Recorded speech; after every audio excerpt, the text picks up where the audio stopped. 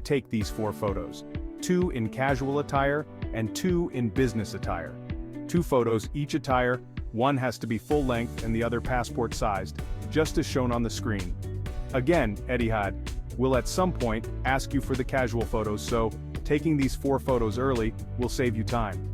You will need them, and please, invest in good quality photos. The photos you use also play a key role on whether you will be shortlisted by Emirates and Etihad. However, with Qatar, you can get shortlisted without attaching your photos on your profile. However, if successful with the assessment, they will ask for these background photos. So, I advise you to take these photos as early as possible.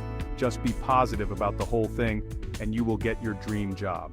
About the CV, attaching the photo does not determine whether you will be shortlisted or not, so you can choose to attach the image or not. However, if you choose to, the photo you are supposed to attach is the passport-sized photo.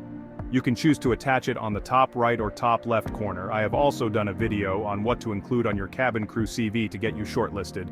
I will attach the video at the end of this video, and please, when creating your CV, do not use one CV to apply for multiple different jobs. Create a new CV for each job position you are applying for.